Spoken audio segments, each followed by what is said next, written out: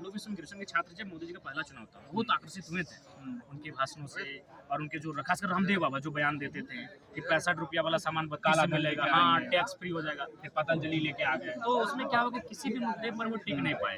No doubt जो प्रधानमंत्री तो काम करेंगे, लेकिन जो महत्वपूर्ण काम था वो थी महंगाई को नियंत्रण करना। आज देखिए हर एक परिवार महंगाई से जूझ रहा है।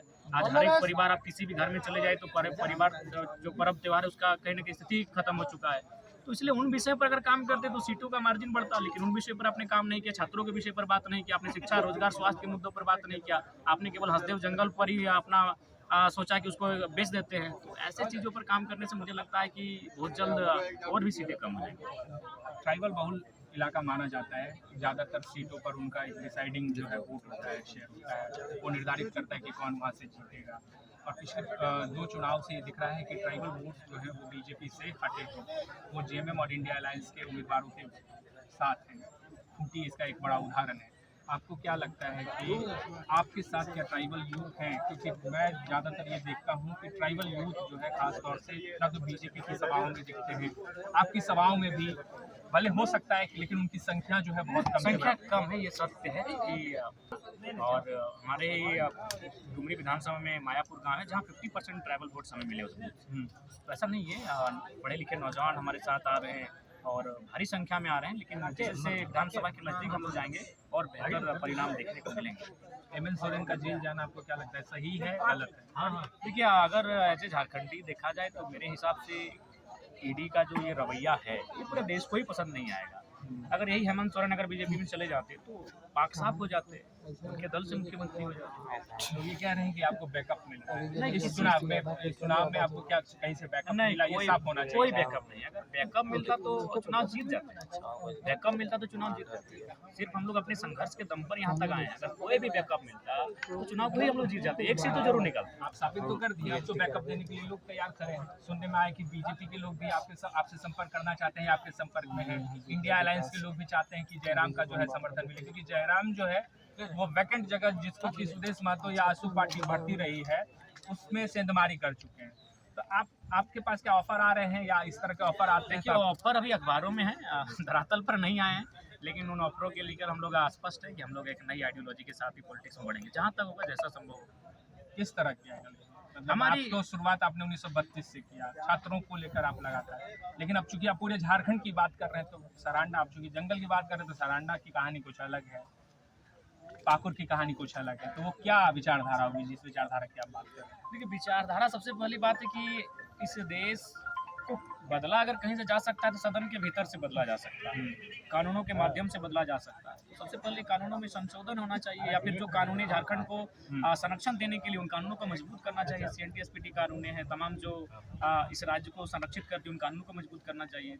मेरे हिसाब से हम लोग अगर राजनीति में आते हैं तो विशेषकर उन विषयों पर काम करना पसंद करेंगे जहां से लोगों को एक मैंने हताशा मिल रही है। मेरा सवाल इसलिए है, मैं 2-3 सवाल मात्र लूँगा क्योंकि और लोग यहाँ पर तो झारखंड अस्मिता जो है, झारखंड अस्मिता की लेकर जो है आप बात करते रहे, तो झारखंड अस्मिता क्या रहेगा? क्या जो आपने कहा था ओपन ऑल फॉर ऑल का आपने विरोध किया, या फिर जो बाहरी लोगों को नौकरी मिल रहा है, इसको आप जारी रखेंगे या फिर इसको आप थोड़ा सा जो है धीमा करेंगे? ये जो आपका विरोध का जो ये देखिए सबसे पहला बात है, हम लोग झारखंडियत के मुद्दे के साथ किसी प्रकार का समझौता नहीं करेंगे। मैंने इस बात को कभी नहीं कहा कि जो इस राज्य से संबंध नहीं रखते हुए चले जाए, ये केवल एक भ्रम फैलाया जाता है। मैं बार बार यही कहूँगा कि जिस प्रकार तमिलनाडु में यूपी बिहार झारखंड के लोग रहते हैं, जो सम्मान उनका वहाँ है, हमारे राज्य में बाकी राज्यों का वही सम्मान है, लेकिन वहाँ के मूल जो अधिकार हैं उनमें उस राज्यवासी का ही योगदान रहेगा, राज्यवासी का ही अधिकार रहेगा।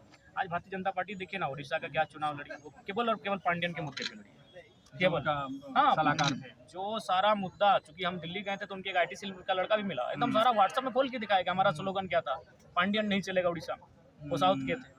हमारे यहाँ छत्तीसगढ़ के CM चलेंगे उसी भाजपा में, लेकिन वहाँ उड़ीसा में नहीं चलेंगी। तो दोहरी नीति आप जयराम लेकिन भाजपा के विरोध में ज्यादा मुखर रहते हैं, इंडिया अलायंस के विरोध में आप उतने मुखर नहीं देखिए, रहते। इंडिया अलायंस गवर्नमेंट में नहीं रही है, केंद्रीय गवर्नमेंट में नहीं रही। जब हम राज्य, अच्छा मेरी पहचान तो राज्य सरकार से बनी है, हम तो मुखर रहे राज्य सरकार में, लेकिन जब केंद्र की बात करेंगे तो भाजपा ही आएगी जो सरकार में है। देखिए हम लोग 8वीं क्लास से पढ़े हैं भैया कि सवाल सत्ता पक्ष से किया जाता है, आलोचना सत्ता पक्ष की जाती है। हाँ, जब एज ए विधायक हम किसी को घेरेंगे तो किसी पार्टी का हम घेरेंगे, घेरते ही है। लेकिन ओवरऑल जब अगर हम सरकार पे बात करेंगे तो केंद्र में जो सरकार है, केंद्र की नीतियों की चर्चा हम केंद्र सरकार के खिलाफ करेंगे अगर गलत है तो, और राज्य के अगर मामले हैं तो हम राज्य पे बात करेंगे। आजसू के एक विधायक ने आपको चैलेंज किया है गोमिया से लड़ेंगे, उन्होंने चैलेंज दिया गया। देखिए ऐसे भी गोमिया हमारे लड़ने वाली सीट में ही आता है, ये टुंडी, डुमरी, गोमिया, बैरमो, ये 4 सीटें हैं जिन पर हम चुनाव लड़ सकते हैं अपनी कॉन्स्टिट्यूंसी में। गिरिडीह लोकसभा के अंतर्गत आने वाले जो 6 विधानसभा हैं उनमें ये 4 विधानसभा जिनमें गोमिया भी आता है, चूंकि हम वहाँ सबसे ज़्यादा वोट हम लाए हैं, 70,000 वोट लेके आए हैं, तो वहाँ हम लड़ भी सकते हैं। और आदरणीय अगर महोदय इस तरह का बयान देते हैं और 2-3 बार अगर दिए तो चले आएंगे। आखिर में बताइए कितने विधानसभा सीटों पर लड़ने जा रहे हैं?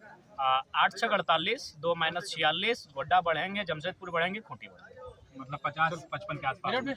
बहुत शुक्रिया, ये थे हमारे साथ जयराम महतो जिनको सुन रहे थे कि आगे के विधानसभा चुनाव यही बताइए जाना चाहिए ना। नहीं, जंगल में खो ही गए थे। आपका एक भी वीडियो हम लोग को ना रांची टाउन में दिख रहा है ना कहीं दिख रहा है। कहाँ राज भैया कहाँ है? ना जंगलों में है, जंगलों में है। जंगल का भी बात आना चाहिए ना। ठीक है, तो पारासर के जंगल अब क्यों नहीं आए? जाएंगे वहाँ पे, आप लोग हैं, आप लोग मेहनत कर रहे हैं इसलिए। चलिए अब आपका सवाल क्या है? अच्छा एक चीज बताइए जयराम, आपने साबित तो कर दिया जी कि राजनीति के बीच पर एक लंबे घोड़े के तौर पर कहें या खिलाड़ी के तौर पर कहें आप खेलने वाले हैं इस पारी को। आगे सबसे बड़ा सवाल ये है कि जब आप उभर रहे हैं तो आपके सामने चुनौतियां भी हैं, क्योंकि जो लोग आपके सामने हैं वो काफी ताकतवर हैं, उनकी ताकत है। तो आप अपने आप को किस तरीके से देखते हैं इस रिजल्ट के बाद, और आगे आपका क्या मतलब सोचना है? जो विधानसभा चुनाव है उसको लेकर क्या सोच रहे हैं, क्या तैयारी है? हाँ देखिए, सबसे पहले आपके चैनल के माध्यम से तमाम मतदाताओं का आभार प्रकट करते हैं जिनके माध्यम से हमें अपार जन समर्थन मिला। और जहाँ तक विधानसभा चुनाव का प्रश्न है, वहाँ हम लोग लोकसभा में बहुत सारी चीज़ें सीखे हैं, काफ़ी चीज़ें हमने सीखे हैं। जो एक चुनाव में होता है वो सारी चीज़ें हम लोग के साथ घटित हुए और तमाम लोगों का समर्थन मिला, तो पीठ पीछे अपने लोगों का दगा भी मिला। तो बहुत सारी चीज़ें हम लोग सीखे हैं और उनमें सुधार करते हुए विधानसभा का चुनाव हम लोग एक नई मजबूती के साथ और नई ऊर्जा के साथ लड़ें। झारखंड में जो यूपीए गठबंधन है, इंडिया अलायंस है, उनको 5 सीटें मिली है और आपके जितने भी उम्मीदवार हैं कहीं पर आप तो खुद 3.5 लाख वोट लाए हैं अपने इलाके से, लेकिन 1 लाख 1.25 लाख के आसपास में आपके लगभग उम्मीदवार लेके आए वोट मिला है, और वो भी उस तरह के कॉन्स्टिट्यूंसी में जहाँ पे कि कांग्रेस और जेएमएम और बीजेपी एक बड़ी ताकत के तौर पर रही है। तो ये जो आपको वोट मिला है, ये वोट किनका है? कौन लोग आपको वोट दे रहे हैं? ये भी जानना जरूरी है, क्योंकि लोग ये कहते हैं कि एक खास कम्युनिटी का लीडर जयराम है, इस वजह से सिर्फ महतो कम्युनिटी या जो ओबीसी कम्युनिटी है उन्हीं का वोट जयराम को मिला है। तो ये जो वोट मिला है, इस वोट के बारे में बताइए। देखिए, ये वोट तमाम उन लोगों का है जो लोग इस राज्य में बदलाव होते हुए देखना चाहते हैं, जो लोग इस राज्य के राजनेताओं की जो पॉलिटिक्स करने का तरीका है उससे उब चुके हैं, अपने आप को दूरी पार है, जनता और उन नेताओं के बीच पा ही नहीं रहे कि वो हमारे बीच के नेता हैं। तो वे लोग जो इस राज्य में, और लोकतंत्र की खूबसूरती यही है कि समय समय में परिवर्तन होना चाहिए, और जो